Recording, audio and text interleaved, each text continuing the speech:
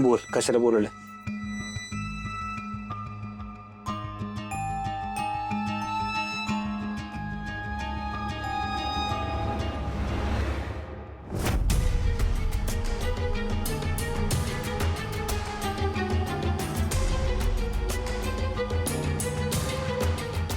एवढंच दागिना?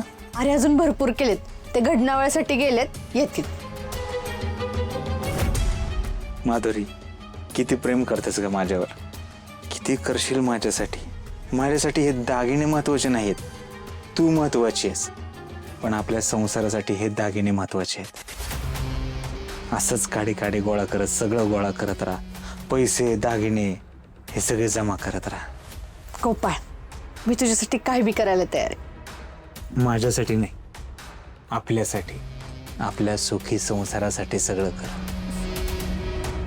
माधुरी, फक्त हे सगळं करत असताना ज्या आधी चुका केल्या त्या परत करू नको. म्हणजे कोणाला कळणार नाही आपलं काय चाललंय, कोणाला डाऊट येईल असं वागू नको. नाहीतर काय होईल, सगळं फिसकटल.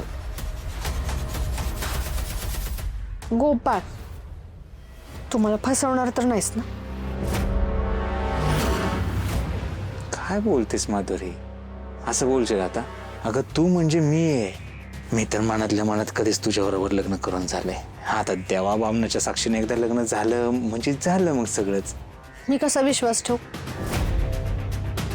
तू ऐन टायमिंगला पलटलास तर, मला एकटीला सोडलंस तर? गोपाळ, माझं तुझ्यावर खूप प्रेम आहे. तू माझ्याशी लगीन नाही केलंस तर, तू ऐन वेळेला हात वर केलंस तर, मला फसवलंस तर. वेडीस का माधुरी? असं का करेन बरं मी? आता मी म्हणजे तू आहेस आणि तू म्हणजे मी आहे. दो जिस्म एक जान. बरं मी तुझ्यावर सारखं चिडतो, रागवतो का? हां, कारण आपल्याला इथून पळून जायचंय, कोणाला संशय नाही आला पाहिजे. आपल्यासाठीच करतो ना सगळं, आपलं लग्न झालं पाहिजे म्हणून करतोय का नाही? ठीक आहे, मग मला तसं लिहून दे. तू माझ्यावर प्रेम करतो, मला फसवणार नाही, माझ्याशी लगीन करणार आणि मला कधीच एकटीला सोडणार, हे सगळं मला लिहून पाहिजे.